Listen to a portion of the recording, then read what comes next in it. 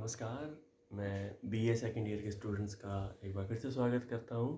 बच्चों, जैसे कि कल मैंने आपसे क्वेश्चन पूछा था कि जो हमारा सिलेबस है भारत का इतिहास 1206 से 1707 तक, तो ये 1206 से ही क्यों शुरू हो रहा है। मैं उम्मीद करता हूँ आप लोगों ने भी इस क्वेश्चन का आंसर ढूंढा होगा।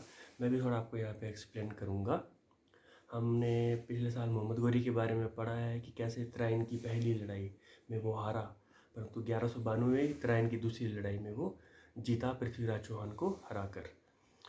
तो उसके बाद मोहम्मद गौरी ने अन्य भी क्षेत्रों पर विजय हासिल की और भारत में अपना एक बेस तैयार किया, भारत में अपना एक राज्य की उसने स्थापना की। मोहम्मद गौरी के मुख्य उद्देश्य क्या थे। मोहम्मद गौरी मुख्यतः मध्य एशिया के देशों ईरान, तजाकिस्तान, अफगानिस्तान के अन्य हिस्सों को वो जीतना चाहता था। और वो भारत से क्या चाहता था, भारत पे उसने अपना राज्य स्थापित कर लिया है और वो भारत को एक बेस बनाना चाहता था, आधार बनाना चाहता था, जहाँ से उसे अपने मध्य एशिया के अभियानों के लिए आर्थिक सहायता मिल सके, लोग मिल सकें, वो अन्य हर तरह की मदद जो वो चाहता था वो मिल सके। उसका मुख्य उद्देश्य मध्य एशिया को जीतना ही था। और भारत के जो क्षेत्र थे उसको उसने अपने दासों या अपने गुलामों को के अधीन कर दिया था कि आप इन क्षेत्रों पर मेरी ओर से शासन कीजिए। उसके 3 गुलाम कौन थे, यल्दोज, कुबाचा और कुतुबुद्दीन ऐबक। अब 1206 में क्या हुआ, 1206 में मोहम्मद गौरी की मृत्यु हो गई है।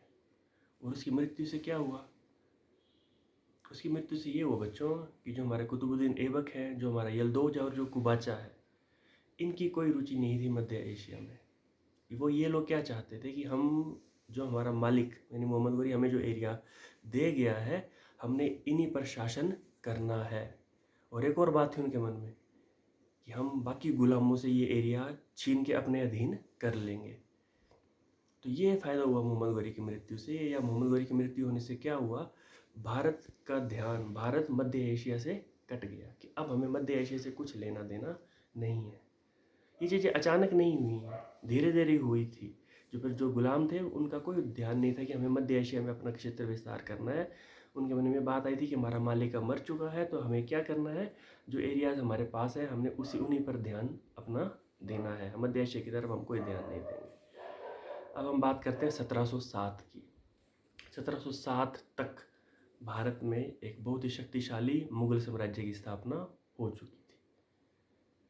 और 1707 तक भारत में मुगल शासक था औरंगज़ेब।